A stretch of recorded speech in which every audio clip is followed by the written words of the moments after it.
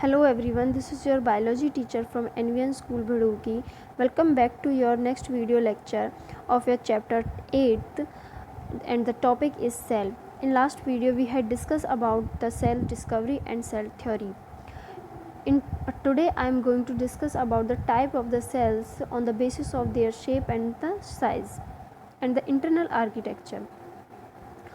So let's start with the type of cells on the basis of their shape. I mentioned 6 types in this page. That is, the cell can be round and biconcave. Example, red blood cells, and the cell can be amoeboid. Amoeboid means an irregular shape like amoeba. That is, example, white blood cells. Next one is long and narrow. The example is columnar epithelial cell. And the next one is the cell can be branched and long like nerve cell, and the cell can be elongated like a Treacher's cell, and the cell can be round and oval like mesophyll cells. So after the type on the basis of shape, now I am going to tell you the type of cell on the basis of their size. So the smallest cell is mycoplasma, that is 0.3 micrometer in size, and the longest cell is nerve cell, and the largest cell is an ostrich egg. So these are the shape and the size. It is not like that an organism if an organism has big in size like elephant, then its cell size is also big. It is not like that. It is not the cell size is not depend upon the organism size.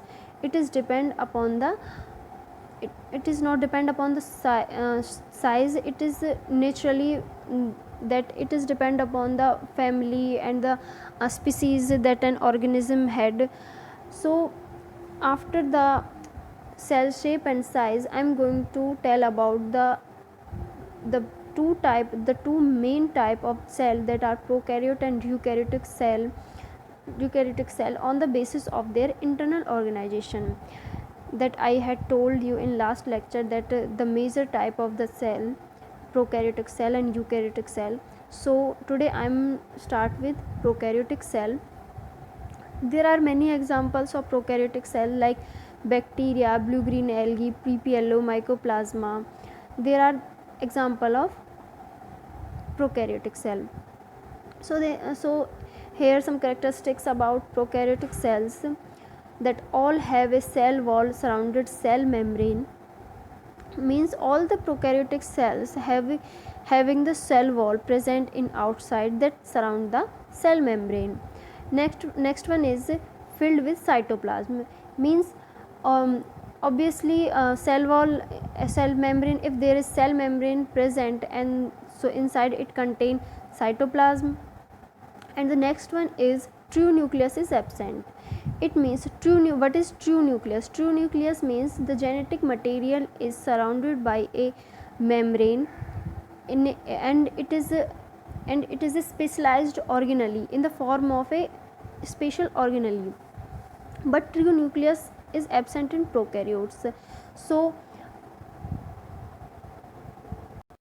So how their genetic material is present inside the cell? The genetic material of prokaryotic cell are present in a dispersed way inside in the cytoplasm. They do not have the membrane bound organelle nucleus which are present in eukaryotic cells. So we can say that true nucleus is absent. And now next one is plasmids are present. So what are plasmids? Plasmids are the extra genetic material, the genetic material present apart from nucleus and different from nucleus. So these are the extra genetic materials which contains some specialized gene, some special genes, which are these are called plasmids. So plasmids are present in prokaryotic cell. Now the next one is 70s ribosomes are present. There are two main types of ribosome, that are 80s ribosome and 70s ribosome. So prokaryotic cells have 70s ribosomes. Next one is well membrane and advanced organelles are absent. Well membrane and advanced organelles are what are they? Like mitochondria, endoplasmic reticulum, Golgi apparatus. We will discuss about them. These are the advanced organelles which are specialized for a special function. So these are absent in prokaryotic cells. So we can say that prokaryotic cells have a very simpler organization, simpler internal architecture, and they generally smaller in size. Next one is greatly vary in shape and size. Yes, we will discuss about them. And the next one is multiply more rapidly than eukaryotic cells. It means their division timing is much more higher than eukaryotic cells. And the next one is having resistance to antibiotics. As I told you about plasmids are the extragenetic material, extragenetic chromosomes that are present in cytosol apart from nucleus, which contain a specialized gene. So the specialized gene can be of antibiotics. So they possess the a special function, the resistance to antibiotics. And the next one is multicellularity is absent.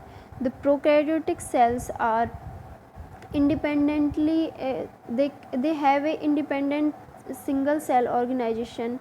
So the multicellularity is mostly absent. And the next one is genetic recombination. um, what what is the need of genetic recombination for the reproduction? Every cell have to recombine their genetic material. So for genetic material, they use the process like conjugation, transduction and transformation. In next video we will discuss about the remaining part of prokaryotic cell and about the eukaryotic cell. While I am teaching you the particular topics, you have to study your NCERT book independently. So please read your NCERT book. It is very important for your clarifying your topics. Thank you.